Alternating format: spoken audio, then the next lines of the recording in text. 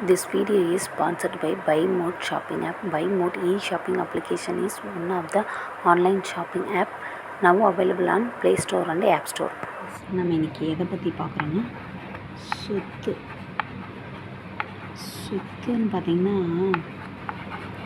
எல்லோரும் இதை நோக்கி தான் போயிட்டுருக்கோம்.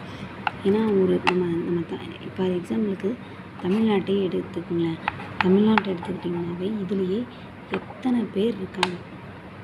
அளவுக்கு இவ்வளோதான் உங்களுக்கு 100 தான் உங்களுக்கு 100 கோடி சொத்து இருக்கணும்னா அவ்வளோதான் இருக்கணும். அதுக்கு மேலே அவங்க சம்பாதிக்கணும்னு ஆசைப்படவே மாட்டாங்க.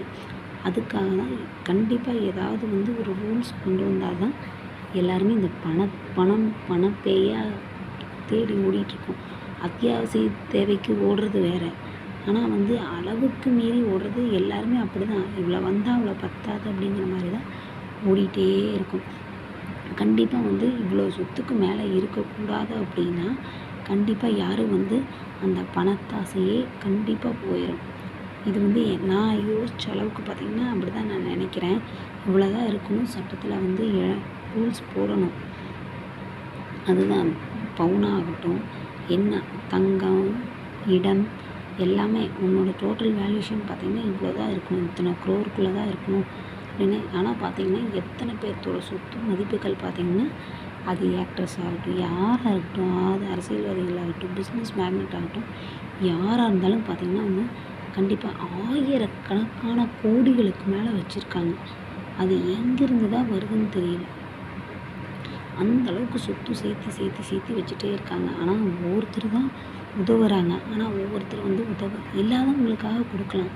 ஆனால் அந்த மாதிரி யார் 100ல் ஒரு 5% தான் அப்படிக்குது ஹெல்ப் பண்ணுறாங்கன்னு நினைக்கிறேன். அப்படி இல்லைன்னா இவ்வளோக்கு மேலே இருக்குன்னா அவங்களுக்கெல்லாம் அந்த ஒவ்வொரு அரசியல்வாதிகளாகட்டும், ஒரு பெரிய ஆக்ட்ரஸ் ஆகட்டும், அவங்கெல்லாம் ஒவ்வொரு கிராமத்தை தத்தெடுத்து அந்த மாதிரி முன்னேற்றம் பார்க்கணும். இப்போது நம்ம ஊருக்குள்ள இருக்கிறவங்களே யாரும் பெரிய ஹைஃபையாக இருக்கிறவங்களே யாரும் நம்மளுக்கு இதாக இருக்காங்க அப்படின்னு சொல்லிட்டு பேசக்கூட மாட்டாங்க. அந்த மாதிரி தான் இப்போ நிலமை போயிட்டுருக்குது. மக்களோட உணர்ச்சிக்கு மதிப்பு கொடுக்குற காலம்லாம் ரொம்ப நாள் போய் மலை ஏறிடுச்சு. அதே மாதிரி யாருமே கண்டிப்பாக இந்த ரூல்ஸ் கொண்டு வந்தால் கண்டிப்பாக தமிழ்நாட்டோட நிலைமை கண்டிப்பாக மாறும்னு நான் நினைக்கிறேன். ஏன்னா கேட்டால் அங்கே இருக்குது கண்டுபிடிச்சோம், இங்கே கண்டுபிடிச்சோங்கிறாங்க. ஆனால் அதெல்லாம் எங்கே கொண்டு போய் சேருதுன்னே தெரியல. பார்த்தா ஒவ்வொருத்தர் மேலே இவ்வளோ கடன் இருக்குதுங்கிறாங்க. அடுத்த அரசியலமைப்பு அடுத்த ஆட்சி வரக்குள்ளே பார்த்திங்கன்னா அதுக்குள்ளே வேறு ஒருத்தர் கையுக்கு போய் திரும்ப மறுபடியும் கடன் வாங்க ஆரம்பிச்சிருவாங்களா என்னன்னு தெரியல. ஆனால் அவங்களுக்கு சொத்து சேர்த்துட்டே தான் போகிறாங்க. ஆனால் எங்கேருந்து வருதுன்னு தான் தெரியல. அப்படி சொத்து சேர்க்குறாங்க. தயவு செஞ்சு எல்லாம் கொஞ்சம் மனசாட்சிப்படி எல்லாருமே நடந்துக்கிட்டால் ரொம்ப நல்லாயிருக்கும்னு நினைக்கிறேன்.